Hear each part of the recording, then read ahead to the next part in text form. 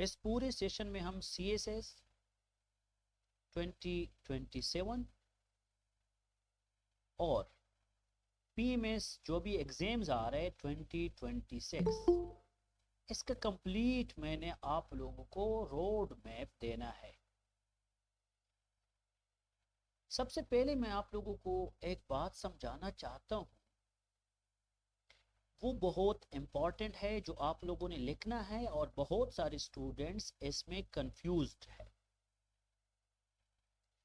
आप लोग यहाँ पे CSS के प्रिपरेशन के लिए आए हैं, लेकिन CSS के प्रिपरेशन के प्रॉपर डायनेमिक्स को आप लोग फॉलो नहीं कर रहे हैं। मेरे कहने का मतलब ये है कि जो CSS या जितनी भी कम्पिटिटिव एग्जाम्स है, PMS है, CSS है, या आप लोगों की जितनी भी कम्पिटिटिव एग्जाम्स है, उनकी जो प्री रिक्विजिट्स है, जो कि प्रिपरेशन के लिए इंपॉर्टेंट प्री रिक्विजिट्स है, आप उन चीजों को फॉलो नहीं कर रहे। आप लोग CSS में प्रिपरेशन के डायनेमिक्स को आप सीख ले तो CSS की जर्नी आसान हो जाती है।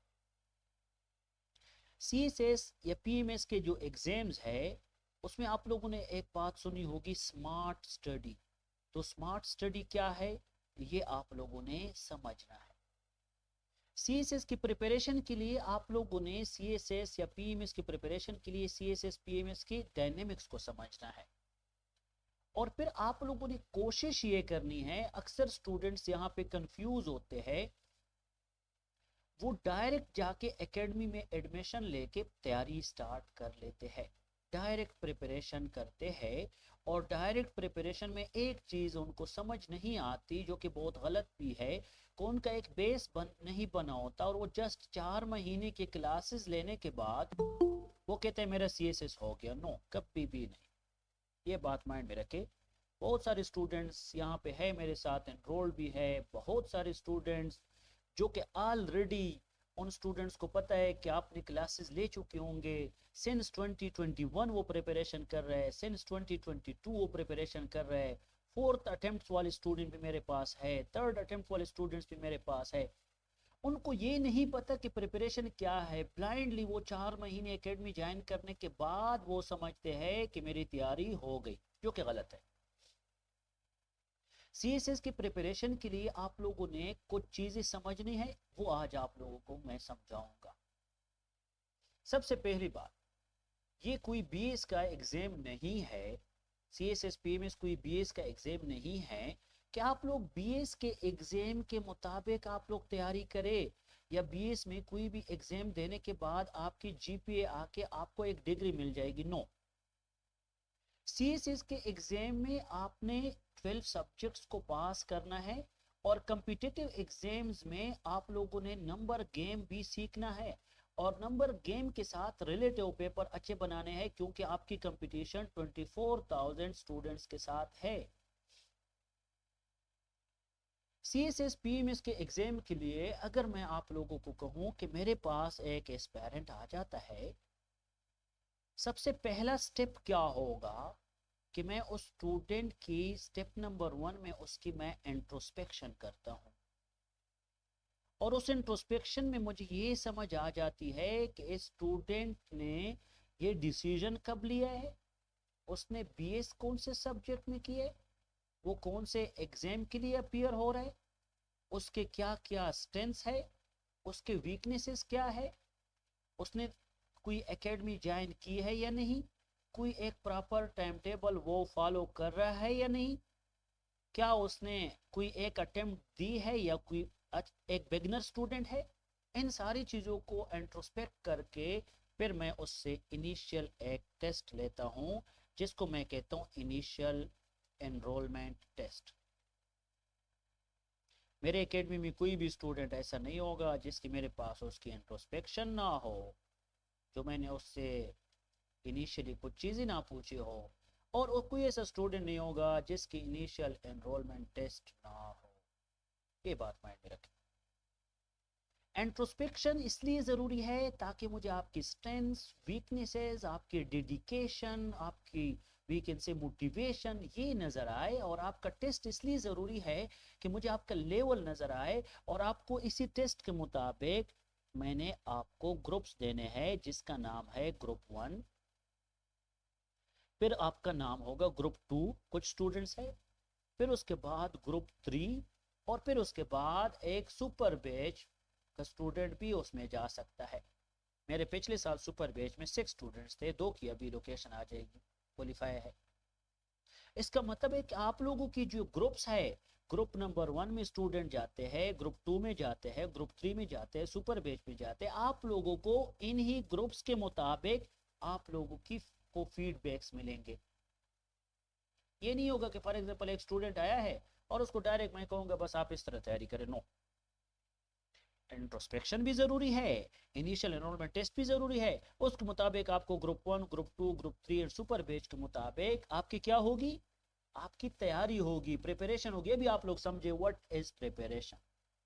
देखो एक बात बताऊं, बहुत सारे स्टूडेंट्स कंफ्यूज है, उनको ये पता ही नहीं है कि स्टडी, फिर उसके बाद रीडिंग, स्टडीइंग एंड प्रिपरेशन में क्या फर्क है। रीडिंग, स्टडीइंग एंड प्रिपरेशन में क्या फर्क है। वो या तो रीडिंग करते हैं या स्टडीइंग करते हैं, वो प्रिपरेशन नहीं करते। और आप लोग दूसरे दोस्तों को या घर वालों को क्या कहते हैं कि मैं सीएसएस की प्रिपरेशन के लिए बेटा हूं या बेटी हूं, और मैं यहाँ पे तैयारी कर रही हूँ या कर रहा हूँ। ये बात माइंड में रखें। रीडिंग किस चीज की जरूरी है, स्टडी किस चीज की जरूरत है, प्रिपरेशन कैसे करनी है।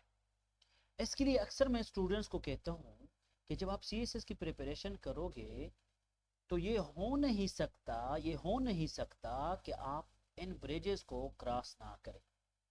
मिसाल के तौर पर यहाँ पे मेरे पास एक स्टूडेंट है जिसका नाम है नवीद, समझे बात को, इसका नाम है नवीद। और यहाँ पे मेरे पास एक स्टूडेंट है जो कि सीएसपी नवीद है। ये जो नवीद सीएसपी नवीद की तरफ जाएगा तो उसने कुछ ब्रिजेस कवर करने हैं, उनको आप लोग देखें। इसकी जर्नी में कुछ ब्रिजेस आते हैं और ये ब्रिजेस होंगे 6 ब्रिजेस, और मैं अक्सर 6 ब्रिजेस अप्रोच के बेस पे स्टूडेंट्स को गाइड करता हूँ। This is bridge number 1, this is bridge number 2, this is bridge number 3, this is bridge number 4, this is bridge number 5, this is bridge number 6। आप लोगों ने कभी भी डायरेक्ट यहाँ से लेकर यहाँ तक छलांग नहीं लगानी।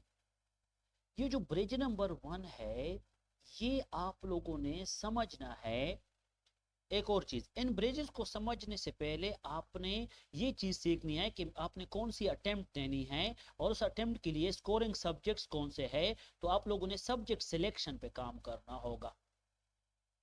सब्जेक्ट सिलेक्शन के बाद आप लोगों को समझ आ जाएगी कि मेरे ऑप्शनल सब्जेक्ट ये है, तो उसकी तैयारी के मुताबिक ब्रिज नंबर 1 जो है वो हमारे पास है।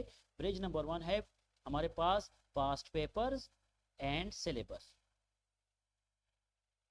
पहले ब्रिज में मैं स्टूडेंट्स को कहता हूं कि आप सिलेबस को उठाओ, पास्ट पेपर्स को उठाओ, उसको देखो, 1-2 दफा गो थ्रू करो। और सीएसएस में ये जरूरी नहीं है कि व्हाट टू स्टडी, सीएसएस में ये बहुत जरूरी है what not to study. What not to study, बहुत सारे स्टूडेंट्स की आपको रिकॉर्ड में चेक कराऊंगा, वो अभी तीसरे अटेम्प्ट की तरफ जा रहे हैं, वो सिर्फ ये सोच रहे हैं क्या नहीं पढ़ना है, अगर जो पढ़ना है वो किस तरह पढ़ना है। तो यही तो सारा सीएसएस है। What not to study, what to study is not important, but what not to study is too much important in the competitive exams like PMS and CSS। और वो फिर आप लोगों ने मुझे एक सिलेबस देना है और उस सिलेबस को मैंने अंडरलाइन करना होगा हर एक सब्जेक्ट का कि ये पढ़ो, ये पढ़ो, ये ना पढ़ो, ये पढ़ना है। जो अंडरलाइन करूंगा उन्हीं के बेस पे आपने फिर दूसरे ब्रिज पे जाना होगा। ब्रिज नंबर 1 है सिलेबस, सिलेबस में समझो what to study and what not to study, and past papers के बेस पे भी आप एनालिसिस करो। उसका एनालिसिस है odd and even analysis. Odd and even analysis की बुनियाद पे आपके पास्ट पेपर आपके लिए आसान बन जाएंगे।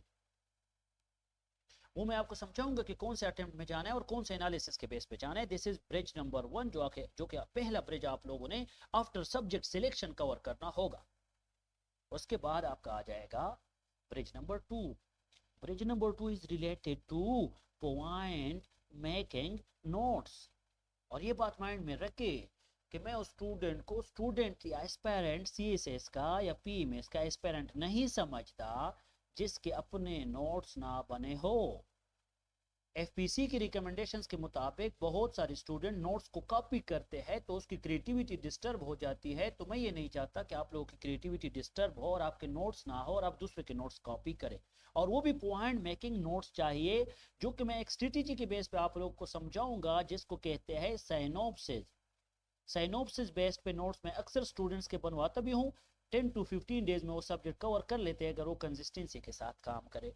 तो notes making is too much important, और मैं वो एस्पिरेंट ही नहीं समझता जिसकी सीएसएस या पीएमएस में नोट्स ना हो। अपने नोट्स, वो नोट्स कैसे बनाने हैं? पॉइंट मेकिंग नोट्स बनाने हैं। वो नोट्स कैसे होंगे? साइनोप्सिस बेस्ड पे होंगे। वो नोट्स कैसे होंगे? मैं आपको डायमेंशन समझाऊंगा कि इन्हीं एंगल को देख के आपने नोट्स बनाने हैं, ताकि इरिलेवेंट नोट्स ना हो और वो इफेक्टिव नोट्स हो। वो नोट्स मेकिंग स्ट्रेटेजी आप लोग के साथ मैं गाइड करूंगा, ठीक है? वो शेयर भी कर लूंगा कि कैसे करना है। ब्रिज नंबर 2 है नोट्स मेकिंग। ये बात माइंड में रखे, सबसे मुश्किल ब्रिज 2 होता है जिसमें स्टूडेंट्स नोट्स नहीं बनाते। फिर उसके बाद आ जाता है ब्रिज नंबर 3। इसका मतलब है मेमोराइजेशन। किस चीज को मेमोराइज करना है? जिस जो नोट्स आपने बनाए हैं। अगर नोट्स नहीं बने हैं तो किस चीज को मेमोराइज करोगे? बिल्कुल ही समझ नहीं आती। तो अगर आपकी ब्रिज 2 में अच्छे नोट्स बने हैं तो ब्रिज 3 में आपकी मेमोराइजेशन अच्छी होगी। अगर आपके ब्रिज नंबर 2 में पास्ट पेपर अच्छी तरह से डिकोड हुई है तो मेमोराइजेशन भी अच्छी होगी। लेकिन अगर आप कहते हैं नहीं मेरे पास सिर्फ क्लास वर्क है जो मैंने एकेडमी में पढ़ा है, क्लास में सीखा है, तो ये नहीं होता है। It's not possible because of classes, क्योंकि क्लासेस में आपको एक दिन में हीगल, कार्ल मार्क्स, अल फराबी और इल्मुवर्दी, इकबाल, 5 फिलोसफर एक क्लास में पढ़ाते हैं 2-2.5 घंटे में, जो कि पॉसिबल नहीं है। और अगर आप खुद पढ़ने बैठ जाओ तो 5-6 दिन में एक हीगल भी कवर नहीं होता अच्छे तरीके से, समझे? ये जो ब्रिज है ना, ब्रिज नंबर 3 के बाद जो यहाँ पे मैंने लाइन ड्रा किया है, ये वो ब्रिज है जो अभी स्टूडेंट के साथ मैं 2026 के लिए काम करता हूँ। और यहाँ पे स्टूडेंट के मॉक्स वगैरह सारी चीजें चेक होती है। ब्रिज नंबर 4 है पेपर अटेम्प्टिंग टेक्निक्स। एक बात बताऊं, ये बहुत मैटर करता है। बहुत सारे स्टूडेंट, ये मैं अपनी तारीफ नहीं करता, लेकिन बहुत सारे स्टूडेंट पेपर अटेम्प्टिंग टेक्निक्स के हवाले से यहाँ पे आते हैं और गाइडेंस लेते हैं, क्योंकि ये बहुत इफेक्टिव है। 85 मैंने लिए है, 81 मैंने लिए है, 88 भी कम्पिटेटिव एग्जाम में लिए है, because of the paper attempting techniques, जो कि मेरे 16 प्रिंसिपल के बेस पे वीडियोस भी यूट्यूब पे पड़े और एक एक चीज मैं यहाँ पे एवलुएट करके समझाता हूँ। ब्रिज नंबर 5 जो है मेरे पास, उसको कहते हैं how to decode, how to decode question in the paper. अभी जो स्टूडेंट क्वालिफायर है पीएमएस के और सीएसएस के, वो दोनों अभी 2026 के लिए जो तैयारी कर रहे हैं वही इस चीज पे काम कर रहे हैं। Decoding of the question, tails, header, paper attempting techniques and the bridge number 6 is paper presentation, जो कि कल मैंने ग्रुप में भी शेयर किया है। पेपर प्रेजेंटेशन में 1 से 2 नंबर आप कैसे ज्यादा लोगे, जो कि टॉपर्स क्राइटेरिया है। सो आई रिपीट कि अगर कम्पिटेटिव एग्जाम में हम जा रहे हैं तो कम्पिटेटिव एग्जाम में पहला ब्रिज हमारे पास है पास पेपर को समझना, पास पेपर के मुताबिक सिलेबस को समझना, what to study and what not to study समझना, एंड ऑड इवन एनालिसिस के बेस पे पास पेपर को समझना, क्योंकि वो पेपर सेटर जो होते हैं वो ऑड इवन के बेस पे आते हैं।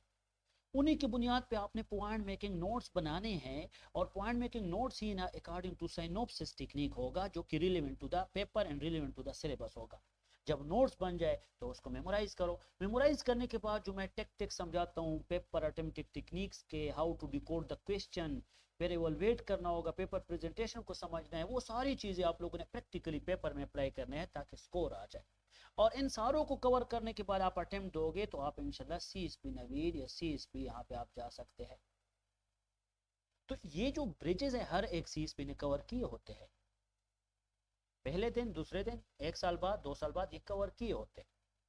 अभी इन सारे ब्रिजेस में जो बहुत सारे स्टूडेंट्स को इशू आ रहा है वो ये आ रहा है कि स्टूडेंट्स एक चीज में मैथ में है, ये बहुत खतरनाक मैथ भी है। स्टूडेंट आया है इस्लामाबाद, यहाँ पे हॉस्टल भी लिया है उसने। स्टूडेंट आके यहाँ पे हॉस्टल लेने के बाद इस्लामाबाद में आया है, हॉस्टल लिया है और यहाँ पे रह रहे हैं, और इसने एकेडमी ज्वाइन किया है। एकेडमी के ड्यूरेशन 4 महीने का होता है। पूरा सेशन लेने के बाद वो कहते हैं मैं अटेम्प्ट पे जा रहा हूँ और मैंने अटेम्प्ट देनी है 2026 की, और वो अनेबल होता है कि वो अटेम्प्ट दे। अनफॉर्चुनेटली यही स्टूडेंट जब 4 महीने बाद यहाँ पे पहुंचता है, ना इसके नोट्स बने हैं, ना इसके पास पेपर्स कवर है, ना इसने ऐसे लेके है, ना इसने मॉक्स दिए है, ना उसने टेस्ट दिए है। तो किस तरह वो अपीयर होगा? 4 महीने में आप अगर कहते हैं मेरा सेशन कंप्लीट होके मैं अटेम्प्ट के लिए बैठ जाऊं, तो ये बिल्कुल गलत है। असल तैयारी आपके 4 महीने के बाद शुरू हो जाती है, जो कि सेल्फ स्टडी पे ज्यादा रिलाय करता है, जो कि आपकी रोजाना 8 to 10 आवर्स की तैयारी होती है कंसिस्टेंसी के साथ। ये नहीं हो सकता कि आप 4 महीने अकेडमी ज्वाइन करके अटेम्प्ट के लिए बैठोगे और आपकी सारी ये चीजें कवर होंगी। ये चीजें उस तरह कवर हो सकता है कि जब उस टाइम टेबल को आप फॉलो करें जो कि प्रिपरेशन के बेस पे है। तो मैं आपको यही समझाना चाहता हूं कि प्रिपरेशन यहाँ पे स्टूडेंट नहीं करते। यहाँ पे या तो स्टूडेंट बिजी है रीडिंग में, या तो स्टूडेंट्स बिजी है स्टडीइंग में। स्टूडेंट प्रिपरेशन नहीं करते। और प्रिपरेशन होता क्या है? प्रिपरेशन का मतलब ये है कि आपने रोजाना के बुनियाद पे आप लोगों ने एसे का काम डेली बेस पे करना है, जो आगे मैं समझाऊंगा।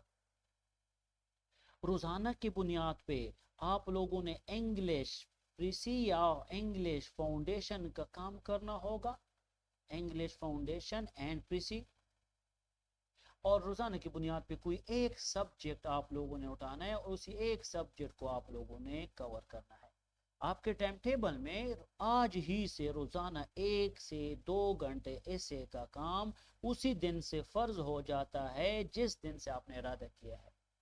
और आप लोगों के टाइम टेबल में प्रीसी का काम उसी दिन से फर्ज हो जाता है जो आप लोगों ने फाउंडेशन में सीखा है। और फिर सब्जेक्ट को कवर कैसे करना है ये भी मैं आप लोगों को समझाऊंगा, लेकिन 4 से 5 घंटे सब्जेक्ट को जरूर दें। 4 से 5 घंटे सब्जेक्ट को जरूर दें। समझे बात को? अभी आप लोगों ने ऐसे में क्या काम करना है समझे। मैं अगर बात करूं ऐसे की क्लासेस की, तो यहाँ पे अनफॉर्चुनेटली स्टूडेंट्स ऐसे के 5 से 6 क्लासेस ले लेते हैं और 5 से 6 क्लासेस के बाद उन्होंने कोई एक ऐसे भी अटेम्प्ट नहीं किया होता और फिर वो कहते हैं मैंने अटेम्प्ट की तरफ जाना है। नो, इस तरह नहीं होगा। ऐसे के लिए 3 चीजें हैं। पी या इसका ट्रायंगुलर अप्रोच के बेस पे आपको समझ आ जाएगी। ऐसे में एक होता है डिमांड ऑफ द टॉपिक, एक होता है सी और एक होता है एस। एस का मतलब है स्ट्रक्चर, सी का मतलब है कंटेंट और डी का मतलब है डिमांड ऑफ द टॉपिक। जब आप एकेडमी में जाते हैं तो 5 से 6 दिन क्लासेस में आप लोग को सिर्फ और सिर्फ 5-6 क्लासेस में स्ट्रक्चर समझाया जाता है। कंटेंट आपने खुद तैयार करना होगा। ये 10% है, इस पे 90% एकेडमी वाले इस पे रिलाई करते हैं, स्टूडेंट्स इस पे रिलाई करते हैं। और मैं समझता हूँ, एक बात माइंड में रखो, आप लोग स्ट्रक्चर सीख के क्या ऐसे नहीं लिख सकते, लेकिन अगर आपके पास कंटेंट अच्छा है, आप लोगों ने बहुत सारी थीम्स कवर की है, फिर आप लिख सकते हैं। तो मैं कहता हूँ ये 90% तवज्जो कंटेंट ऑफ द एसे पे दो, जिसको थीम्स कहते हैं, जिसको इंफॉर्मेशन कहते हैं, जो आप लोगों ने खुद कलेक्ट करना होगा। स्ट्रक्चर आप लोगों ने आप सीख जाओगे 2 to 3 या 4 to 5 क्लासेस में कि बॉडी पैराग्राफ कैसे लिखना है, इंट्रो कैसे लिखना है, कंक्लूजन कैसे लिखना है। वो आसान है, इतना मुश्किल नहीं है। एक चीज जो बहुत मुश्किल है, डिमांड ऑफ द टॉपिक बहुत जरूरी होता है।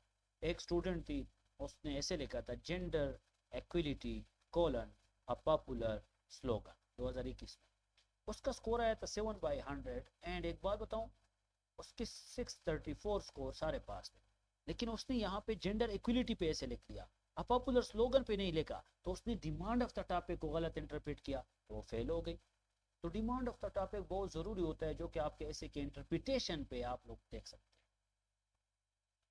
अभी बात यह है कि अगर मैं आपको कहूं कि आपने किस तरह कंटेंट को कवर करना है, so content of the essay को कवर करने के लिए आप लोगों ने आराम से जाके सबसे पहले कंटेंट ऑफ द एसे को कवर करना है।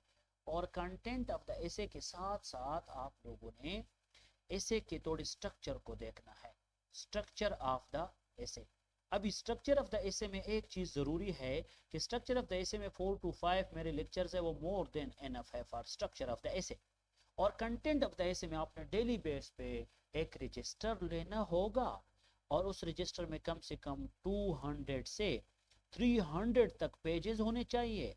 और आप लोगों ने डेली बेस पे 1 to 2 आवर्स उसी रजिस्टर में उसी तरह प्रिपरेशन करना है कंटेंट का जिस तरह मैं समझाऊंगा, जो कि आपके इकोनॉमी, जो कि आपके governance, democracy, technology, women, media, इन सारे थीम्स को कवर करेगा। तो कोई ऐसा दिन मेरे स्टूडेंट का नहीं होता जो कि रोजाना ऐसे का काम इस तरह ना करे। तो रोजाना 1 से 2 घंटे आज के बाद ऐसे के लिए जरूरी है। और आज के बाद जितनी भी मेरे स्टूडेंट्स हैं जो यहाँ पे मेरे साथ इस सेशन में होंगे, मैं डेली बेस पे उनका ये काम चेक करूंगा, उनको समझाऊंगा ऐसे के बारे में, ताकि उसके 1 से 2 घंटे में ऐसे की कंटेंट और उस ऐसे 1 से 2 घंटे में ऐसे का स्ट्रक्चर और थोड़ी बहुत मैं उसकी डिमांड ऑफ द टॉपिक या इंटरप्रिटेशन ऑफ द टॉपिक में उनको समझा सकूं, इंतहाई जरूरी है। समझ आ गई? शाबाश। तो ऐसे का काम आप लोगों का क्या होगा? ऐसे का काम आप लोगों का फर्ज है रोजाना की बुनियाद पे। आगे जाते, ये जो ऐसे है ना, इसमें एक चीज माइंड में रखो, एक लेक्चर मैं आप लोगों के साथ शेयर भी करूंगा। ऐसे में never ever follow the market. 1000 लोगों की 1000 बातें आप लोगों को कंफ्यूज करेंगे। और दूसरी बात, there is no hard and fast rule in ऐसे। ऐसे इज अबाउट द टॉपिक, और एक यूनिक वे में ऐसे को लेके जाए ताकि उसको पता चले कि आपने टॉपिक के मुताबिक ऐसे कैसे लिखा है, ताकि वो एक रिसर्च पेपर ना बने। तो आप लोगों ने ऐसे एक ऐसे की तरह लिखना है जिसमें किसी भी मार्केट को फॉलो ना करे और किसी भी हार्ड एंड फास्ट रूल को फॉलो ना करे। According to the topic relevant लिखो, जो कि हम स्टेज नंबर 2 या 3 में आपको समझाऊंगा, जब आप लोग ब्रेनस्टॉर्मिंग करेंगे और आउटलाइन बनाने की कोशिश करेंगे और फिर मिनी ऐसे लिखेंगे। फिलहाल आप लोगों ने इतना समझना है कि मैंने रोजाना की बुनियाद पे ऐसे का काम करना है, एक रजिस्टर लेके उसके कंटेंट पे सर्च करना है, और मैंने आप लोगों को 200 टॉपिक्स भेजने हैं। उन 200 टॉपिक्स में से आपको इकोनॉमी के टॉपिक भी मिलेंगे, गवर्नेंस की भी मिलेंगे, डेमोक्रेसी की भी मिलेंगे, शाबाश, टेक्नोलॉजी की भी मिलेंगे, मीडिया की भी मिलेंगे, ठीक है, पॉलिटिक्स की भी मिलेंगे, एनवायरनमेंट की भी मिलेंगे, और फिर वेमेन की भी मिलेंगे। इन सारे टॉपिक्स में से आप एक थीम लिखोगे, थीम नंबर 1। तो आप इस तरह लिखोगे, थीम नंबर 1 इकोनॉमी। तो इन 200 टॉपिक्स में इकोनॉमी की जितनी भी टॉपिक्स है लिख ले।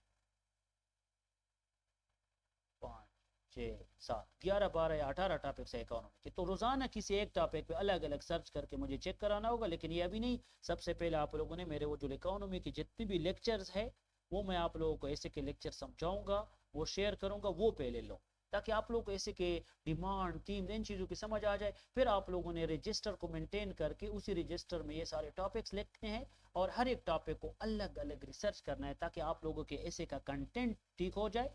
और जब मेरे लेक्चर होंगे उससे आप लोगों के ऐसे का क्या स्ट्रक्चर ठीक हो जाएगा, और जो डिमांड आप लोगों ने ऐसे का पूरा करना है वो जब आप लोग ऐसे लिखेंगे तो उसको मैं एवलुएट करूंगा, तो आपको समझ आ जाएगी कि डिमांड सही जा रहा है या गलत जा रहा है। ये ऐसे के हवाले से रोजाना की बुनियाद पे 1 से 2 घंटे का काम हो गया जो आप लोगों ने करना है। समझे? प्रीसी के हवाले से बात करते हैं, ये बात माइंड में रखें। प्रीसी के लिए डायरेक्ट प्रीसी स्टार्ट ना करें। अक्सर स्टूडेंट्स एकेडमी में 4-5 क्लासेस लेकर डायरेक्ट प्रीसी स्टार्ट करते हैं और उनको प्रीसी का फोबिया बन जाता है, वो लिख नहीं सकते। आप लोगों की इंग्लिश का टेस्ट मुझे समझ आए, मैं जब इनिशियल टेस्ट लेता हूं मुझे इंग्लिश की समझ आ जाती है कि अबाव एवरेज है, एवरेज है, अबाव एवरेज है, एवरेज है, या बिलो एवरेज है। अगर बिलो एवरेज हुई तो आप लोगों ने इंग्लिश फाउंडेशन की चीजें सीखनी होगी। अगर एवरेज है तो आप लोगों ने सन्ड्री रिफ्लेक्शन बुक जो मैंने स्टूडेंट पे स्टार्ट कराया है वही करना होगा, उसके बाद हमने प्रीसी पे जाना होगा। लेकिन अगर अबाव एवरेज है तो आप डायरेक्ट प्रीसी स्टार्ट करो, और वो डायरेक्ट प्रीसी आप लोगों ने 2000 से लेकर 2025 के सारे पास पेपर्स को लिख के इवैल्यूएट करना होगा। अक्सर स्टूडेंट्स मेरे यहाँ इस लेवल पे है, एवरेज सन्ड्री रिफ्लेक्शन बुक को 1 महीने 2 महीने तक कवर करके वो फिर प्रीसी की तरफ जाते हैं। और प्रीसी में वही बात है कि आप डायरेक्ट जाओगे तो आप डिस्टर्ब। बिलो एवरेज वाले पहले इंग्लिश फाउंडेशन को कवर करते हैं। तो English foundation followed by average creative writing, इसको मैं क्रिएटिव राइटिंग कहता हूँ। सनरी रिफ्लेक्शन बुक जो कि क्रिएटिव राइटिंग आपको देगा, बहुत इंपॉर्टेंट बुक है। फिर उसके बाद आप प्रीसी की तरफ जाओ। तो आप लोगों ने प्रीसी में ये नहीं कि आप डायरेक्ट प्रीसी स्टार्ट करो और आप कहे प्रीसी कैसे लिखेंगे, कंप्रिहेंशन कैसे लिखेंगे, मैंने पास पेपर ऐसे करने, नो। सबसे पहले आप सोचो कि मेरी जो इंग्लिश है वो अबव एवरेज है, एवरेज है, बिलो एवरेज है। फिर अगर बिलो एवरेज है फाउंडेशन पे आ जाओ, अगर एवरेज है सनरी रिफ्लेक्शन पे 2 महीने काम करो, और फिर अबव एवरेज है फिर डायरेक्ट प्रीसी के पास पेपर साथ। Got it. इसके साथ साथ कुछ स्टूडेंट्स को मैं रीडिंग रिकमेंड करता हूं, तो उन्होंने रीडिंग भी करनी है। वो जब उनकी एक्सप्रेशन अच्छी नहीं होती तो आप लोगों ने रीडिंग भी करनी होती है। फिर उसके बाद आप लोगों को मैं समझाऊं कि आप लोगों ने इंग्लिश एसे को डेली बेस पे करना है, जो मैंने आपको समझाया। और उसके बाद आप लोगों के टाइम टेबल में इंग्लिश फाउंडेशन एंड प्रीसी के लिए टाइम होना चाहिए, जो आप लोगों को मैं कहता हूँ आपके लेवल के मुताबिक होगा। और फिर आप लोगों ने एक सब्जेक्ट को कवर करना है, और वो सब्जेक्ट जब आप कवर करेंगे तो आप लोगों ने उसके लिए ज़रूर एक रजिस्टर लेना होगा। मैं आप लोगों को गाइड करूंगा अबाउट द सिलेबस, और फिर मैं आप लोगों को गाइड करूंगा अबाउट द पास्ट पेपर्स। और फिर पास्ट पेपर्स के हवाले से आप लोगों ने डेली बेस पे उसको समझना होगा। उसके लिए जो बुक चाहिए, उसके लिए जो सोर्स चाहिए, या उसके लिए जो क्लास चाहिए, वो मैं आपको समझाऊंगा कि यहीं से करना है। लेकिन आप लोगों ने उसको कवर करना है, और जब तक वो सब्जेक्ट जो आपने स्टार्ट किया है कवर्ड ना हो कंप्लीटली, आपने दूसरा सब्जेक्ट नहीं करना होगा। ये बात माइंड में रखो। जब तक किसी एक सब्जेक्ट के सिलेबस एंड पास पेपर को आपने टेकल नहीं किया है, तब तक आपने दूसरी की तरफ नहीं जाना है, जो कि मैंने रोजाना इसके बेस पे आउटपुट आपसे लेना है। करंट अफेयर्स, पाकिस्तान अफेयर्स के लिए कोई भी ना सिलेबस ले, ना कोई भी बुक ले, ना कोई भी पास पेपर उठाए। करंट अफेयर्स, पाक अफेयर्स जो है ये कंटेम्पररी अफेयर्स है, जो कि इन चीजों को फॉलो ही नहीं करता, और ना आप लोगों ने लेना है। करंट अफेयर्स एंड पाक अफेयर्स के लिए मैं जो मॉडर्न टॉपिक्स होते हैं, जो हॉट टॉपिक्स होते हैं, जो रिलेवेंट टॉपिक्स होते हैं, जो कंटेम्पररी इश्यूज बेस्ड टॉपिक होते हैं, उनके नाम लिख के मैं डायमेंशन बेस्ड पे उसको लेक्चर्स भी देता हूं और डायमेंशन बेस्ड पे समझाता हूं। क्योंकि आजकल का जो इशू है हो सकता है वो 3 महीने बाद ना हो, जो 3 महीने पहले इशू था वो हो सकता है आज भी खत्म हो चुका हो। तो वो आप लोगों ने इस तरह नहीं करना जिस तरह एक सब्जेक्ट करंट अफेयर, पाक अफेयर सब्जेक्ट इस तरह आप लोग रजिस्टर में करते हैं, नो। इसके अलावा जो सब्जेक्ट्स है इस्लामियात, पाक अफेयर, पॉलिटिकल साइंस, ये सारी चीजें इसकी प्रिपरेशन आप लोग बिल्कुल ही टेंशन ना ले, आप लोगों ने इसको कवर करना। एक चीज माइंड में रखें, जो प्रिपरेशन की स्ट्रेटेजी है ये इस तरह है कि आप लोग यहाँ पे लिखोगे रोजाना ऐसे, जो आपके टाइम टेबल में जरूरी है 1 से 2 घंटे। यहाँ पे आप लोग लिखेंगे प्रीसी, जो कि मैं अपने लेवल के मुताबिक गाइड करूंगा, फाउंडेशन है। और यहाँ पे आप लोग लिखेंगे सब्जेक्ट, और डेली बेस पे आप लोगों ने करंट अफेयर, पाक अफेयर रोजाना करना होगा। इसके अलावा कोई भी चीज नहीं होना चाहिए, समझे। इससे आज से लेकर एग्जाम तक फर्ज है रोजाना, कितना फर्ज है, 1 से 2 घंटे। फिर इससे रोजाना एग्जाम तक फर्ज है 1 से 2 घंटे, लेकिन डिपेंड करेगा आपके लेवल पे, जो मैंने समझाया। सब्जेक्ट को आप 4 से 5 घंटे रोजाना दो, सिलेबस एंड पास पेपर के मुताबिक। जो ब्रिज नंबर 2 है पॉइंट मेकिंग नोट्स की तरफ जाओ, जो कि एक रजिस्टर में मैं आपको साइनोप्सिस बेस्ड पे समझाऊंगा। करंट अफेयर, पाक अफेयर में टोटल 25 टॉपिक्स है, मोर देन इनफ है। इन 25 टॉपिक से करंट अफेयर, पाक अफेयर दोनों हो जाएंगे CSS PMS के लिए। तो ये बहुत स्मार्ट स्ट्रेटेजी है कि आप रोजाना उन टॉपिक्स के डायनेमिक्स को देखें, जो कि ऐसे में भी आपके काम है। ये आप लोगों ने फॉलो करना होगा, और आप लोगों के टाइम टेबल ही में ये चीजें मस्ट है। 1 से 2 घंटे, 1 से 2 घंटे, 4 से 5 घंटे। और जब मैं आप लोगों की यहाँ पे प्रिपरेशन कराऊंगा तो डेली बेस पे आप लोगों से पूछूंगा, और आप लोगों ने इस सेशन में मुझे समझाना है कि मेरी प्रिपरेशन का ये लेवल है, और उस लेवल के मुताबिक आपने जाना। और ये बात माइंड में रखे कि बहुत सारे स्टूडेंट्स हैं जिन्होंने ऑलरेडी एक नहीं 2 एकेडमीज ज्वाइन किए है, 2 सेशंस लिए हैं, 4 से 5 महीने एकेडमी में पढ़ा है। फिर भी मैंने उनको यही 0 से स्टार्ट करके दिए, क्योंकि उन्होंने अनफॉर्चुनेटली कोई एक ऐसे भी नहीं लिखा था यहाँ पे प्रीसी के बारे में, उनकी बिल्कुल कोई चीज़ नहीं थी। आज मैंने एक स्टूडेंट की ऐसे जो है वो एवलुएट किया है, 11 महीने उसके हो गए, फिर भी उसकी मैंने आज फर्स्ट ऐसे उसने कहा सर मैंने लिखा है, जो कि बहुत गलत है। 11 महीने में फर्स्ट ऐसे क्यों है, क्योंकि उसने समझा नहीं है। एंड CSS PMS के कम्पिटिटिव एग्जाम में एक चीज माइंड में रखो कि आप लोगों की ये जो राइटिंग है ये 95% राइटिंग होती है, और राइटिंग भी according to we can say a right direction आप लोगों ने राइटिंग करनी है। राइट डायरेक्शन ना हो तो चीजें आपकी गलत जाती है। अगर आप लोग राइटिंग करोगे तो एंड पे हम 3 घंटे में 5 सवाल करते हैं KPPMS के हवाले से, अगर मैं बात करूँ या पंजाब PMS। अगर CSS में मैं बात करूं तो 3 घंटे में 4 सवाल करने होते हैं, जो कि टाइम मैनेजमेंट या कंटेंट मैनेजमेंट का गेम है। और इसमें ज्यादा वो स्टूडेंट आगे जाते हैं जिनकी या प्रैक्टिस हो, या मॉक्स दिए हो, या टेस्ट दिए हो, या उन्होंने पेपर अटेम्प्ट टेक्निक समझा हो, या उन्होंने ग्रे स्ट्रक्चर पे ज्यादा प्रैक्टिस की हो। जो कि मैं स्टूडेंट्स को अक्सर कहता हूँ, ग्रे स्ट्रक्चर आप सीखोगे तो आपका स्कोर 500 से अबव आएगा, 500 प्लस विदाउट एसएपी,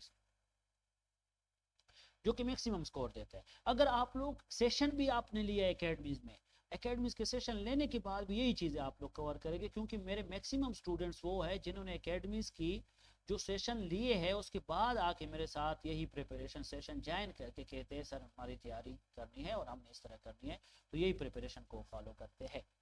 तो आप लोगों ने ये, अगर न्यू स्टूडेंट है, बिगनर है, तो ये तो खुशकिस्मती होगी कि डायरेक्ट यही चीजें कवर कर रहे हैं। लेकिन जिन्होंने एकेडमीज ज्वाइन किए भी है तो उन्होंने भी अगर अपने लूप होल्स को देखे, अपने प्रिपरेशन को देखे, अगर प्रिपरेशन में ये लूप होल्स आ रहे हैं और आपने नोट्स नहीं बनाए हैं, और आपने पास पेपर सॉल्व नहीं किया है, आपने ऐसे पे काम नहीं किया है, आपने प्रीसी पे काम नहीं किया है, और फिर उसके बाद मॉक्स या टेस्ट नहीं दिए, फिर आप आगे नहीं जा सकते। तो आप लोग जो फॉलो करेंगे इन चीज को, तो ये आपको एक राइट एंड स्मार्ट वे में जल्दी चीजें कवर करा के देगा। अभी आप लोग समझे एक चीज को। सबसे पहले आ जाता है GK. GK means MCQs, MCQs means screening test. तो स्क्रीनिंग टेस्ट के लिए आप लोगों ने क्या करना है ये आप लोग समझो। देखो, स्क्रीनिंग टेस्ट के लिए 6000 प्लस एमसीक्यूज मैंने आप लोग के साथ शेयर किए, और कुछ न्यू एमसीक्यूज भी मैं आप लोग के साथ बनाऊंगा यूट्यूब पे, वो आप लोगों ने कवर करने हैं। जीके वहीं से हो जाता है। इसके अलावा जो न्यू एमसीक्यूज मैं बना के उसके लेक्चर्स दूंगा, तो वो भी आप लोगों ने इसी सेशन में लेना है। इसके अलावा जो इवोल्यूशन का सेशन है वो भी आप लोग लेंगे और मुझे रोजाना के बेस पे उसके आउटपुट दोगे। और करंट अफेयर, पाक अफेयर के जो टॉपिक्स है उनके डायमेंशंस भी मैं समझाऊंगा। और इसके अलावा आप लोगों ने ऐसे और प्रीसी में मेरे गाइडेंस के मुताबिक आप लोगों ने आगे जाना है, और सब्जेक्ट में भी उसके मुताबिक आपने आगे जाना है। ये बात माइंड में रखें। CSS में अक्सर मैं स्टूडेंट्स को कहता हूँ, मेरे जो स्टूडेंट्स हैं उनको मैं कहता हूँ अपने कंधों पे बंदूक चला के CSS करो, किसी और के कंधों पे बंदूक चला के CSS नहीं हो सकता। CSS में ये बात जरूरी है, बल्कि ये मैं कहता हूँ इम्पोर्टेंट है कि आप मोटिवेटेड हो या नहीं, आप डिटरमिन्ड हो या नहीं, आप कंसिस्टेंसी के साथ काम करते हो या नहीं, आप सेल्फ स्टडी पे ज्यादा डिपेंड करते हो या तैयार चीजों पे डिपेंड करते हो। तो self study is the soul for the competitive exam like CSS and PMS। अक्सर स्टूडेंट्स जो कि आराम से सोच समझ के पढ़ते हैं खामोशी से, वो खतरनाक होते हैं, क्योंकि वो सेल्फ स्टडी में एक राइट डायरेक्शन में, सेल्फ स्टडी के मुताबिक राइट डायरेक्शन में हार्ड वर्क करते हैं।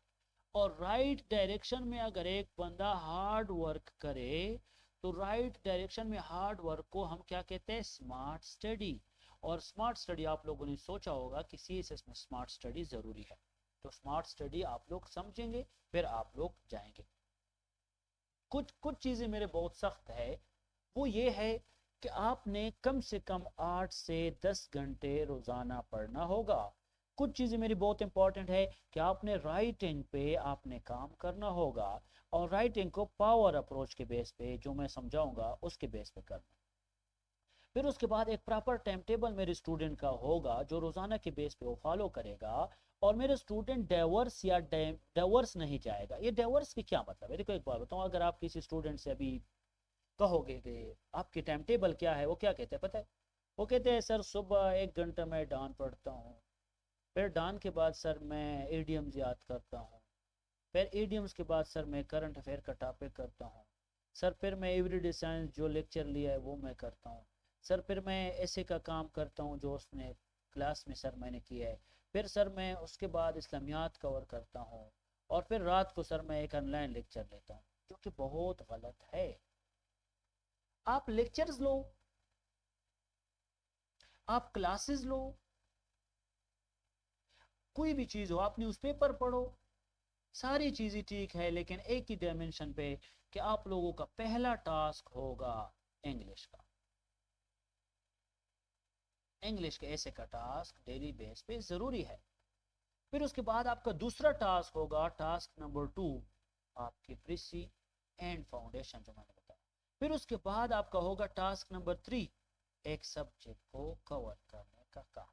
फिर उसके बाद टास्क नंबर 4, आप लोग अभी एमसीक्यूज करेंगे ताकि स्क्रीनिंग कवर हो। इसके अलावा कोई भी चीज आप लोगों ने नहीं करनी। हाँ, जब ये सब्जेक्ट कवर हो जाए, जब ये सब्जेक्ट कवर हो जाए, उसके बाद आप नेक्स्ट सब्जेक्ट स्टार्ट करो। लेकिन ये चलेगा एमपीटी तक और ये चलेगा एग्जाम तक। आपके टाइम टेबल में ये चीजें होनी चाहिए, ताकि आप लोग रैंडम तैयारी ना करें, आप एक राइट वे में एक ऑथेंटिक तैयारी कर सके। ठीक है। इसके अलावा एक और चीज जो कि बहुत ज्यादा मैंने फील किया यहाँ पे स्टूडेंट्स के साथ, स्टूडेंट्स जो है, हर एक स्टूडेंट जो हॉस्टल में है या घर में है या सीएसएस के लिए इरादा किया है, वो हार्ड वर्क तो करता है, लेकिन वो हार्ड वर्क को लेबर वर्क के शेप में करता है। लेबर वर्क, मैं उसको लेबर वर्क कहता हूं। सिलेबस में तकरीबन 50 टॉपिक्स है, सारे कवर करता है, और उसके बाद वो हेडिंग्स में एक एक हेडिंग्स को तकरीबन 7 से 8 लाइनों तक एक्सप्लेन करता है, और फिर ये समझते भी नहीं है कि ये फॉर एग्जांपल पेपर में आ रहा है या नहीं आ रहा है, और वो कवर करता है। और वो एनालिसिस को तो समझते ही नहीं है कि ये एनालिसिस चल रहा है, कि फॉर एग्जांपल ये टॉपिक एनालिसिस के मुताबिक हॉट है। मिसाल के तौर पर अगर मैं पॉलिटिकल साइंस की बात करूं, और पॉलिटिकल साइंस में मैं अगर आपको कहूं, तो पॉलिटिकल साइंस में ये बहुत इंपॉर्टेंट है कि आप लोग पॉलिटिकल साइंस में प्लेटो का काम कर। प्लेटो बहुत इंपॉर्टेंट है पॉलिटिकल साइंस में, या रेने डेकार्ट है, मुझे बताए। रेने डेकार्ट इंपॉर्टेंट है या प्लेटो? प्लेटो इंपॉर्टेंट है, मुझे बताए। एरिस्टोटल इंपॉर्टेंट है या John Rawls? John Rawls important है या एरिस्टोटल? एरिस्टोटल इंपॉर्टेंट है, शाबाश। मैकियावेली इंपॉर्टेंट है या माओ? मैकियावेली बहुत इंपॉर्टेंट है। इसका मतलब ये हुआ कि उसको ये नहीं पता कि मैंने कौन सी चीज पढ़नी है और कौन से एंगल से पढ़नी है, उसको एनालिसिस का पता नहीं होता, उसको सिलेबस का नहीं पता, उसको पास पेपर के ट्रेंड का पता नहीं है, उसको हेड होने के पता नहीं है, उसको स्कोरिंग ट्रेंड का पता नहीं है, तो वो लेबर वर्क कंसिडर किया जाएगा। सो आई सजेस्ट कि आप लोग अवॉइड करें लेबर वर्क को। बहुत सारे स्टूडेंट्स मेहनत करते हैं, सही मेहनत करते हैं, सारे स्टूडेंट्स मेहनती है, लेकिन उन सारे स्टूडेंट्स में वो लेबर वर्क की एक क्वालिटी पाई जाती है, वो राइट डायरेक्शन में नहीं करते मेहनत। तो आप लोगों ने सबसे पहले अपने डायरेक्शन को क्लियर करना है, और उस डायरेक्शन को क्लियर करके आप लोगों ने किसी भी सीएसएस या पीएमएस की प्रिपरेशन करनी है। बहुत सारे सीएसपी जो आप लोगों को नजर आते हैं, आप लोग हमारे दोस्त भी है, उन्होंने सेल्फ स्टडी की है, कोई भी एकेडमी ज्वाइन नहीं की है। सेल्फ स्टडी की बुनियाद पे वो अभी सीएसपी बन गए, लेकिन वो एक प्रॉपर डायरेक्शन में जा रहे थे। बहुत सारे स्टूडेंट्स उन्होंने एकेडमीज ज्वाइन की है, एकेडमीज के बाद पहले अटेम्प्ट में वो लोकेट नहीं हुई, तीसरे चौथे में कहीं पे लोकेट तब हुए जब उनको राइट डायरेक्शन का पता चला। अक्सर स्टूडेंट्स एकेडमीज में पजल हो जाते हैं, वो एकेडमीज को फॉलो करके उस पर 100% रिलाय करते हैं। अगर आपका स्कोर 350 आया, एक स्टूडेंट उसका स्कोर 350 था और 350 फर्स्ट अटेम्प्ट में आया था, उसने फिर एकेडमी ज्वाइन की। एकेडमी ज्वाइन करने के बाद उसको मैंने कहा अगर आपने स्कोर लेना है तो स्कोर एकेडमी से जरूरी नहीं है कि हो, स्कोर आपके अपनी अप्रोच से होगा। So what is your approach toward the competitive exam, ये बहुत इंपॉर्टेंट होता है कि आप इस एग्जाम को कौन से एंगल से इस एग्जाम को देखते हैं, आपकी इस एग्जाम के मुताबिक क्या परसेप्शन है, आप इसको किस तरह टेकल करने की कोशिश करते हैं। अगेन अगर मैं आपको कहूं कि स्टूडेंट कुछ ही ना करे, सिर्फ राइटिंग करके एक ही अप्रोच की बुनियाद पर राइटिंग करे, ये बहुत इंपॉर्टेंट है। उसका नाम है POWER, पावर अप्रोच। अक्सर स्टूडेंट्स को मैं कहता हूँ सबसे पहले you have to prepare yourself for the paper, उसके बाद ऑर्गेनाइज यूर थॉट्स, उसके बाद write your thoughts on the basis of notes and past paper, और इसके बाद एवलुएट करके रिव्यू ले। बहुत सारे स्टूडेंट्स एवलुएट करके अच्छी रिव्यू नहीं लेते, और मैं कहता हूँ 100% यही चीज़ है। 100% यही चीज़ है कि आप चीज़ को प्रॉपर तरीके से एवलुएट करके उसकी रिव्यू ले लो, और फिर चीज़ों को प्रिपेयर करके ऑर्गेनाइज रखो। ऑर्गेनाइज का मतलब एनालिसिस है। फॉर एग्जांपल, अगर मैं आपको पॉलिटिकल साइंस 2 की एनालिसिस करके दूं, तो पॉलिटिकल साइंस 2 जो है, पॉलिटिकल साइंस 2 की की के मुताबिक टोटल क्वेश्चंस मेरे पास है 11 to 12। मैंने जब 2016 से लेकर 2025 तक एनालिसिस की, तो सारी रिपीटिशन के बाद मेरे पास 12 सवालात आए हैं। उन्हीं 12 क्वेश्चन को करने से आप लिख लेके 2026 का पेपर आप कवर कर सकते हो। तो अगेन लेबर वर्क है या स्मार्ट वर्क है? स्मार्ट वर्क है। अभी हम जाते हैं स्मार्ट वर्क में स्टेप नंबर 1 पे। शाबाश, जितने भी स्टूडेंट्स हैं ये बात माइंड में रखिए कि आप मेरे वन ऑन वन मेंटोरशिप की प्रिपरेशन के स्टूडेंट में पहले आपकी सेल्फ इंट्रोस्पेक्शन होगी। सेल्फ इंट्रोस्पेक्शन उम्मीद है आप लोगों की हो चुकी होगी। सेल्फ इंट्रोस्पेक्शन के बाद मैं आपसे कुछ इंट्रोस्पेक्शन बेस्ड क्वेश्चंस या वह आपसे पूछूंगा, क्वेश्चंस पूछूंगा। उन्हीं क्वेश्चंस का मकसद ये होता है कि मैं आपकी वीकनेसेस, स्ट्रेंथ्स, पोटेंशियल्स, आपकी मोटिवेशन, डेडिकेशन, टाइम टेबल, उन चीज़ों को देखूं। फिर द स्टेप नंबर 2 इज आपने एक टेस्ट देना होगा। उम्मीद है आप में से जितने स्टूडेंट्स जो ओल्ड है उन्होंने टेस्ट दिया होगा, तो उसको मैं अपने ग्रुप्स के मुताबिक गाइड करूंगा, 1 या ग्रुप 2 या 3 या सुपर बैच। और मेरी जो तैयारी होगी, जो मैं स्टूडेंट्स को गाइड करता हूँ, बिल्कुल 0 से ग्रुप 1 के मुताबिक गाइड करता हूँ। लेकिन कुछ स्टूडेंट की स्पेशलिटी होती है ग्रुप 3 या सुपर बैच वालों की, तो वो लोकेट हो जाते हैं आसानी से, क्योंकि उनको बूस्ट करना आसान होता है और उनको उसके मुताबिक मैंने गाइडेंस देनी होती है। फिर मेरे स्टूडेंट के पास ऐसे का एक रजिस्टर होगा, लिख ले। मेरे स्टूडेंट के पास प्रीसी एंड फाउंडेशन के लिए एक रजिस्टर जरूरी होगा, और मेरे स्टूडेंट के पास एक सब्जेक्ट के लिए प्रॉपर रजिस्टर होगा। 10 to 15 डेज में सब्जेक्ट को ख़त्म करना मैं समझाऊंगा कि कैसे होता है। आसान है, और वो भी एक स्मार्ट वे में, और वो भी एक राइट डायरेक्शन में, और वो भी एक ऑथेंटिक वे में, और जिसको आप आज नहीं 1 साल बाद भी आप उसको फॉलो करके एग्जाम क्लियर कर सकते हो। जो ऐसे है उसके लिए 200 टॉपिक्स है। 200 टॉपिक्स के बुनियाद पे आप लोगों ने सबसे पहले थीम्स कवर करने। थीम्स को कवर करने के बाद हमने थोड़ी बहुत स्ट्रक्चर को भी सीखना है, जो आपको मैं लेक्चर समझाऊंगा, और फिर डिमांड ऑफ द टॉपिक पे हम काम करें। प्रीसी के लिए आप लोगों ने इधर फाउंडेशन या प्रीसी या सन्ड्री रिफ्लेक्शन बुक स्टार्ट करना होगा उसी रजिस्टर में। सन्ड्री रिफ्लेक्शन बुक जो है वो 20-20-60 अप्रोच के बेस पे होगा, वो मैं आप लोगों को समझाऊंगा, लेकिन वो आपके इंग्लिश को देखिए, उसके बाद आपको गाइड करूंगा। और जो सब्जेक्ट है, सब्जेक्ट के हवाले से 10 to 15 डेज में एक सब्जेक्ट कवर करना है, लेकिन प्रॉपर एनालिसिस के बेस पे कवर करना होगा, जो आपने रोजाना 4 से 5 या 6 से 7 घंटे उसको जरूर देने हैं एग्जाम तक। और जो मेरी क्लासेस है वो मोर देन एनफ है, उससे ज्यादा क्लासेस नहीं है, क्योंकि मेरी रिलाई ये है कि मैं क्लासेस में आपको समझा के आपसे काम लूं। ये नहीं है कि मैं आपको क्लास दूं और मैं आपको कहूँ 5 क्लासेस में पॉलिटिकल 1 हो जाएगा और आप उस पर रिलाई करेंगे हो जाएगा। नहीं, इस तरह नहीं होता। पास पेपर आप सॉल्व करोगे, आपकी आंखें खुल जाएगी। और अक्सर मुझे टीचर्स कहते थे एकेडमी के बाद आपकी आंखें खुल जाएगी कि क्या है, क्यों? क्योंकि वो फिर सारी चीजें पास पेपर के हवाले से एड्रेस ही नहीं होती ना, तो एड्रेस करना खुद ही है। तो आप लोगों ने ये समझना है कि मैं कौन से लेवल पे हूँ।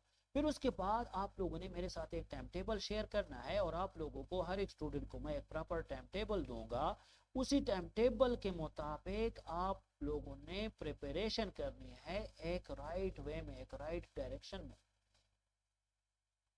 क्योंकि जो CSS के डायनेमिक्स है, जो PMS के डायनेमिक्स है, या जितनी भी कम्पिटिटिव एग्जाम्स है CSS या PMS या जितनी भी PCS या जितनी भी कम्पिटिटिव एग्जाम्स है, उन एग्जाम्स में अगर आप उन एग्जाम्स के प्रॉपर प्रिपरेशन डायनेमिक्स को समझते हैं तो सबसे आसान एग्जाम्स है। लेकिन अगर आप लोग इसके डायनेमिक्स को नहीं समझते तो फिर सबसे मुश्किल है। ये जस्ट लाइक मैराथन है, 5 6 7 साल 8 साल भी लगा लेते हैं लोग। लेकिन अगर आपके पास एक राइट वे है तो फिर जल्दी भी हो जाता है। तो जितनी भी पीएमएस केपी की स्टूडेंट्स है या सीएसएस 2027 की स्टूडेंट्स है या पीएमएस पंजाब की स्टूडेंट्स है, उन्होंने प्रिपरेशन को ऑथेंटिक बनाना है through all these strategies, through all these strategies. एक एक्स्ट्रा चीज जो आप लोगों ने कवर करनी है वो मैं क्लासेस में समझाऊंगा और आप लोगों ने कवर भी करनी है, वो ये है कि अगर मैं आपको कहूं कि it's all about techniques and tactics तो मैं गलत नहीं हूं। CSS is all about techniques and CSS is all about approaches। For example एक चीज के कॉजेज है और वो किसी वार के कॉजेज है। मिसाल के तौर पर एक वार है, अभी अगर आप देखिए रशिया यूक्रेन वार है, रशिया यूक्रेन वार है, या हिस्ट्री में कोई भी वार है, अरब इजराइल वार है, या कोई भी वार है, पाकिस्तान इंडिया वार है, एस्केलेशन। इन सारों के आप काजेस लिखोगे या इन सारों के इम्पैक्ट्स लिखोगे तो इसके लिए एक अप्रोच है, एक टेक्निक है जिसका नाम है 5G एंड 3G। 5G का क्या मतलब है? आप काजेस लिखोगे, 3G एंड 5G आपके माइंड में है, आपका पेन नहीं रोकेगा। किस तरह? 3G का मतलब है God, glory and gold, and gold. God का मतलब है रिलीजियन, रिलीजन। ग्लोरी का मतलब है पावर। गोल्ड का मतलब है इकोनॉमी। और फिर उसके बाद 5G। 5G का मतलब है जियो political, Jio economic, geo strategic, Jio social and Jio demographic, culture वगैरह जो आ जाते हैं। तो आप जब कॉजेज लिखोगे तो आप लिखोगे geopolitical causes, geo economic, geo social, geostrategic, geo demographic, religious based causes, power based causes, economy, and extra point आ जाता है जो कि पाकिस्तान इंडिया के बेस पे आइडियोलॉजिकल कॉजेज। तो क्या आपके कॉजेज नहीं आए? सारे कॉजेज आ गए। तो आप डायरेक्ट सर्च भी अच्छे तरीके से कर सकते हैं और अच्छे तरीके से कवर भी कर सकते हो। अभी काजेस के बाद इम्पैक्ट्स के लिए भी यही तरीका है, 5G and 3G। Jio political impacts, Jio economic impacts, Jio social impacts, geo strategic impacts, Jio demographic impacts, ठीक है। और फिर गॉड, ग्लोरी एंड गोल्ड के इम्पैक्ट्स भी लिखो तो आप इम्पैक्ट्स लिखोगे। तो इसका मतलब है कि जब आपके पास 5G 3G हो तो आप अच्छे तरीके से इम्पैक्ट्स लिख सकते हो। दूसरी बात, हम ऑर्गेनाइजेशंस के लिए बहुत परेशान होते हैं। CSS में ऑर्गेनाइजेशन के 1 2 क्वेश्चंस आ जाते हैं और आप लोगों ने ये समझना है सबसे इंपॉर्टेंट ऑर्गेनाइजेशन है SCO, OIC, फिर उसके बाद ब्रिक्स, फिर उसके बाद UN, और UN के साथ कभी कभी आ जाता है, मैं उनको कहता हूँ SCO, OIC, SAR। लेकिन SAR के अक्सर फेलियर आते हैं, इस तरह नहीं आता। BRICS, UN, OIC, SCO, SAR इन पे आ जाता है, यूरोपियन यूनियन एंड IMF। ये वो ऑर्गेनाइजेशंस है जो अक्सर आप लोगों ने कवर करना है और हर साल ये आप लोगों के एग्जाम में आ जाता है। तो अगर मैं आपको कहूँ कि आपने इसको कवर करना है तो कवर करने के लिए तरीका क्या होगा कि टेक्निक्स बेस्ड, अगर आप इसकी टेक्निक्स अप्लाई करोगे तो आप लोग इसकी ऑब्जेक्ट, इसके लिए एक टेक्निक है जिसका नाम है Bose card. Bose card, Bose card का क्या मतलब है? ऑर्गेनाइजेशन के लिए एक चीज जरूरी है जिसका नाम है बैकग्राउंड। बैकग्राउंड के बाद इसके लिए जरूरी है ऑब्जेक्टिव। ऑब्जेक्टिव के बाद ऑर्गेनाइजेशन के लिए जरूरी होता है स्ट्रक्चर। स्ट्रक्चर के बाद जरूरी होता है कॉन्स्ट्रेंट्स, लिमिटेशंस। फिर आपने इसकी एनालिसिस अपनी करनी है खुद की। फिर आपने न्यू रिफॉर्म्स इस ऑर्गेनाइजेशन में देखनी है। फिर आपने न्यू डेवलपमेंट्स इस ऑर्गेनाइजेशन में देखनी है।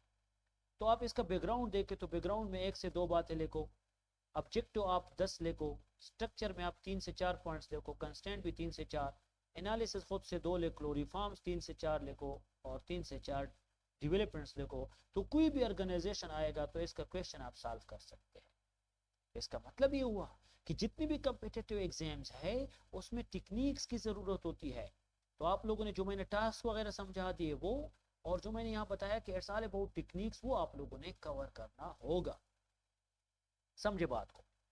आप लोग जब भी प्रिपरेशन करते हैं तो प्रिपरेशन में आप लोग सबसे पहले अपने वीकनेसेस को देख के आगे जाए। मिसाल के तौर पर एक स्टूडेंट को अपनी वीकनेस का पता नहीं और वो कहते हैं मैंने डायरेक्ट प्री से स्टार्ट करनी है, गलत। एक स्टूडेंट को अपने स्ट्रेंथ का पता नहीं और वो आपको कहते हैं डायरेक्ट प्री से स्टार्ट करनी है, जो कि गलत है। आप लोगों ने अपने इंट्रोस्पेक्शन के मुताबिक लूप होल्स को देख के इधर प्री से स्टार्ट करनी है, या अगर अबव एवरेज नहीं है बिलो एवरेज है तो आप लोग इंग्लिश फाउंडेशन पे तवज्जो दें। अगर आप लोग एवरेज स्टूडेंट है तो आप सन्ड्री रिफ्लेक्शन बुक करें। अगर आप लोग अबव एवरेज है तो आप प्रीसी को सॉल्व करें। समझे बात को? अगर एक स्टूडेंट प्रिपरेशन कर रहा है और वो ब्लाइंडली पास्ट पेपर की प्रीसी पे आया तो ये तो गलत हुआ ना, क्योंकि उसको चाहिए इंग्लिश फाउंडेशन, सन्ड्री रिफ्लेक्शन, उसकी सेंटेंस स्ट्रक्चर ठीक होने हैं, उसके बेसिक्स ठीक होने हैं, और उसने प्रीसी स्टार्ट की। नो, ये गलत होगा। आप लोगों ने यही कोशिश करनी है कि आप लोग अपने लेवल के मुताबिक आप जाए। सबसे पहले बेबी स्टेप लेना है, और बेबी स्टेप लेके आपने फिर स्टेप नंबर 1 लेना होगा, फिर स्टेप नंबर 2 लेना होगा, फिर स्टेप नंबर 3 लेना है, फिर स्टेप नंबर 4। और आप लोग एक दफा प्रिपरेशन के डायनेमिक्स को समझे, फिर किसी भी एग्जाम के लिए तैयारी भी करें और उस एग्जाम में आप अपियर होंगे तो उसको आप टेकल कर सकते हैं। यहाँ तक मैंने आप लोगों को अपनी प्रिपरेशन स्ट्रेटेजी थोड़ी बहुत बता दी है। तो इसके बाद आप लोगों की इंडिविजुअल बेस पे असेसमेंट, इंडिविजुअल बेस पे प्रिपरेशन स्ट्रेटेजी मैं दूंगा सारे स्टूडेंट को जो मेरे साथ इस सेशन में एनरोल होंगे।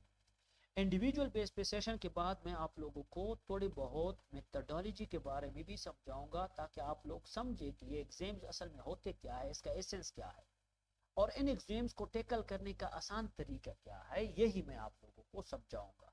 जहां पे आप लोगों को कंटेंट की, जहां पे आप लोगों को नॉलेज की ज़रूरत हुई, वो आप लोग देख सकते हैं और ले सकते हैं। जिस तरह भी मेरी एबिलिटी की क्लास थी, लेकिन मैंने आप लोगों के साथ पीएमएस और सीएसएस के प्रिपरेशन की स्टूडेंट्स के साथ क्लास ली, तो एबिलिटी की क्लासेस में मैं एबिलिटी समझाता हूँ, फिर 1 ऑन मेंटरशिप में आपकी इवैल्यूएशन कराता हूँ, और फिर करंट अफेयर पाक अफेयर की प्रॉपर क्लासेस होती है। लेकिन इंग्लिश पे ज़्यादा तवज्जो मैं इसलिए देता हूँ क्योंकि करंट अफेयर, पाक अफेयर, एबिलिटी, एवरीडे साइंस या एमसीक्यूज, ये सारी चीज़ें अगर आप कवर करोगे, लेकिन इससे और पीसी फेल हो गई तो फिर आगे आप नहीं जा सकते।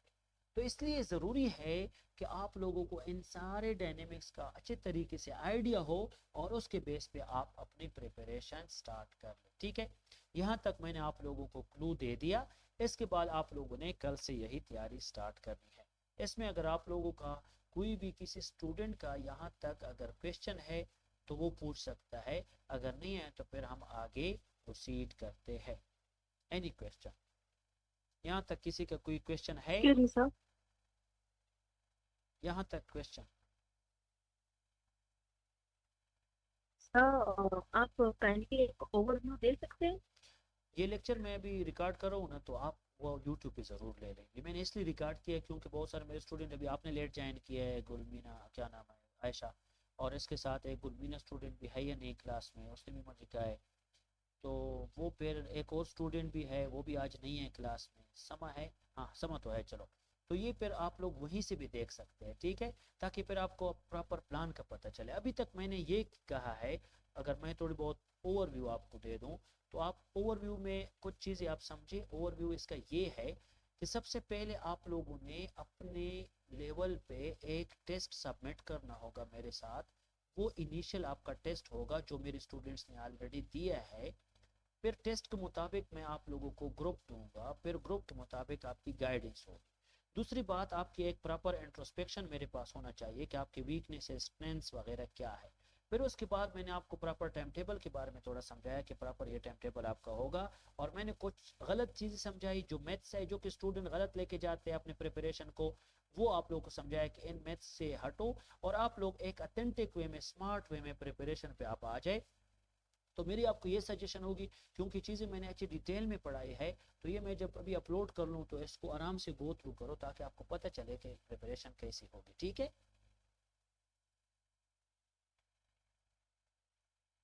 समझ आ गया आपको? जी सर, ये मैं सही। अपलोड कर दूंगा अभी, फिर आप ले जी लें। जी। इसके अलावा अगर कोई क्वेश्चन है तो पूछ ले, अगर नहीं है तो फिर मैं आगे आप लोगों के साथ बाकी चीज़ें शेयर करूँगा। Any question?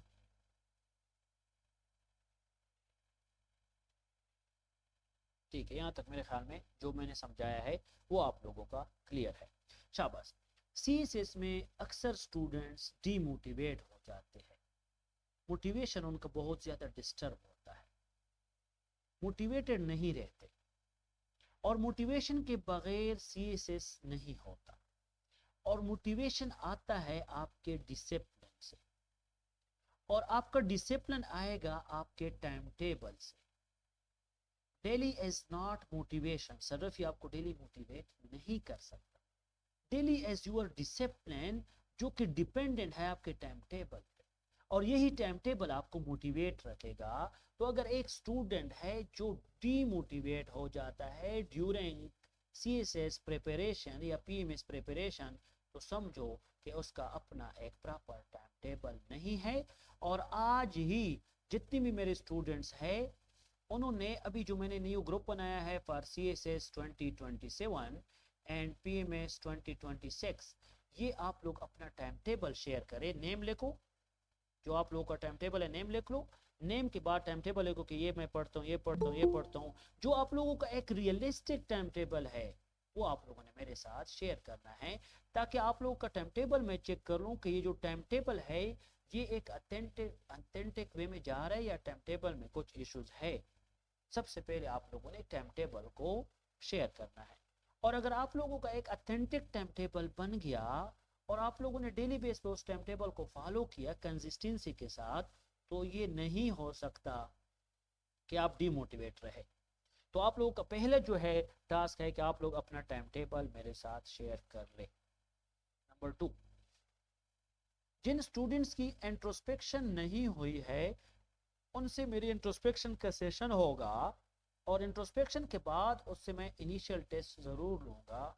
इनिशियल टेस्ट के मुताबिक मैं उसको समझाऊंगा कि आपकी ये स्ट्रेंथ्स है और इस स्ट्रेंथ्स के बाद आपकी ये वीकनेसेस है, और आपने इन चीज़ों को फॉलो करना है, और आपने प्रिपरेशन के इस प्लान को कवर करना है।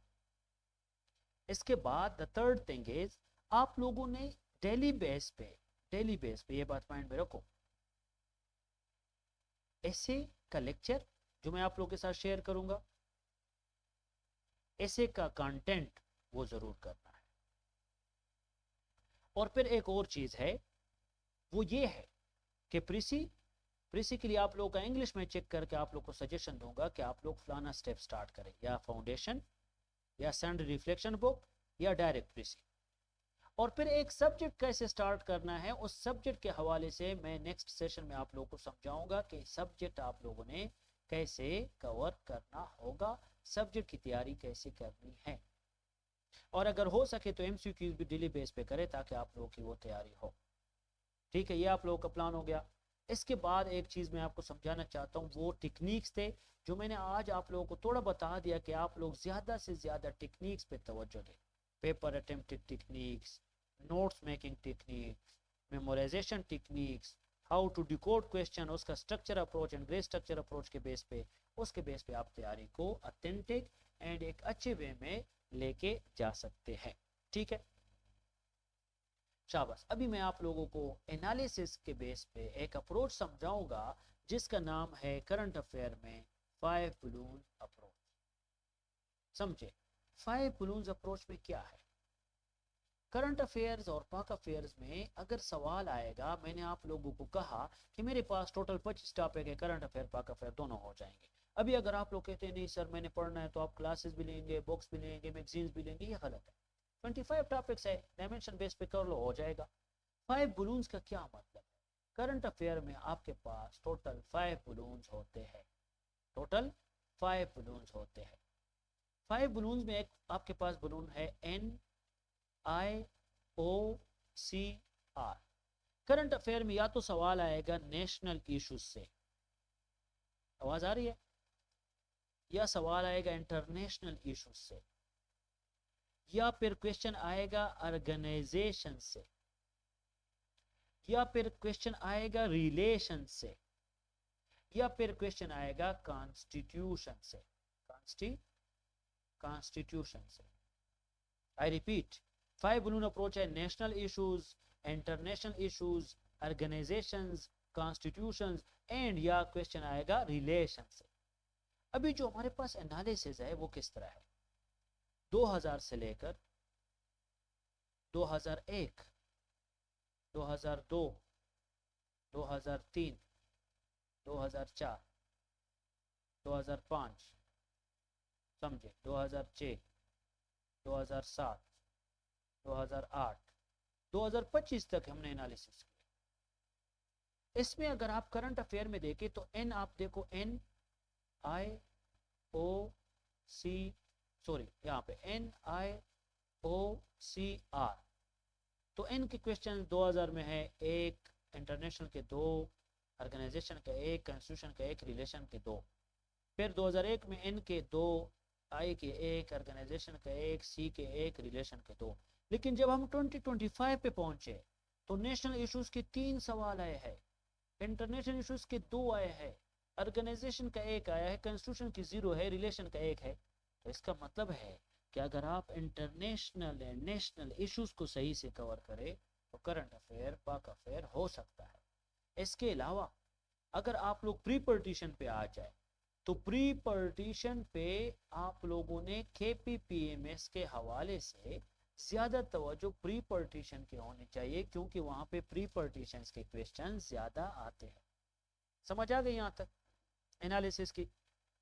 तो इसका मतलब आपकी जो अप्रोच है और आपकी जो प्रिपरेशन है वो होनी चाहिए एक स्मार्ट वे में अप्रोच, टेक्निकलिटीज बेस्ड पे, स्मार्ट वे में, जो कि लेबर वर्क के बेस पे नहीं होगी, और आपकी सेल्फ स्टडीज में होगी, और आपकी इंग्लिश की तवज्जो ज्यादा होनी चाहिए, और इंग्लिश को टीक कैसे करना है उस पर आप लोगों ने ज्यादा काम करना। ठीक है, इंग्लिश के हवाले से मैं थोड़ा आप लोगों को समझा। सर हाँ क्या, ना यस, ना आपने पार्टीशन और पोस्ट पार्टीशन में क्या वो सवाल समझ वो बात वो मैं मैंने ये आपको कहा ना, आपको मैंने ये कहा कि अगर PMS या PCS का एग्जाम है तो PCS में, पाकिस्तान अफेयर्स में प्री पार्टीशन बहुत ज्यादा आता है, 2 से 3 सवाल आते हैं। अगर हम CSS की बात करें तो CSS में कभी ना कभी प्री पार्टीशन में 1 सवाल आ जाता है, ज्यादा से ज्यादा पोस्ट पार्टीशन या इश्यूज बेस्ड आता है CSS में। तो CSS में अगर इशू बेस्ड है तो इशू बेस्ड कर लो, लेकिन अगर आप PMS या PCS की तैयारी कर रही है तो उसमें फिर आप कोशिश करो प्री पार्टीशन को ज्यादा तवज्जो। Okay okay sir. ठीक है, अभी इंग्लिश सेल की हम बात करते हैं। समझो, देखो इंग्लिश सेल में ये बात माइंड में रखो कि 98% लोग इंग्लिश में फेल होते हैं।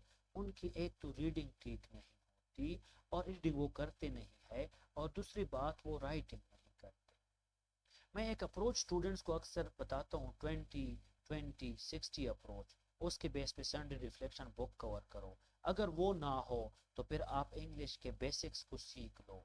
अगर वो इंग्लिश बेसिक्स आपने सीख लिए, फिर आप संडे रिफ्लेक्शन बुक को कवर करो, और संडे बुक के साथ मैं उनको 70 टॉपिक्स भेजता हूँ कि इस पे बॉडी पैराग्राफ लिखो, और फिर उसके बाद मैं कहता हूँ आप प्रीसी लिखो।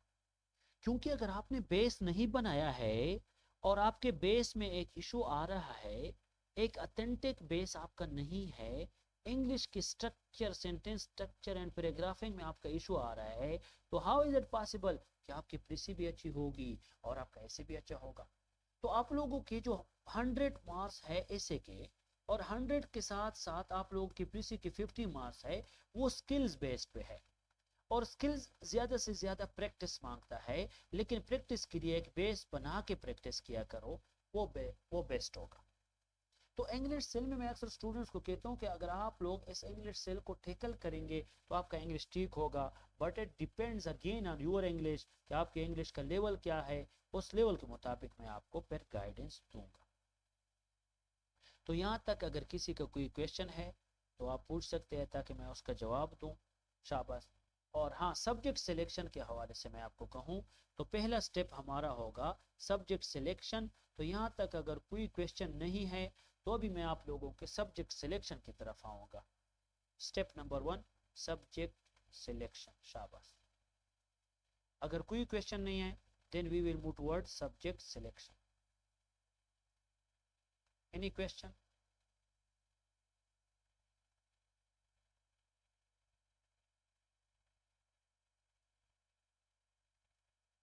यहाँ तक किसी का सवाल है?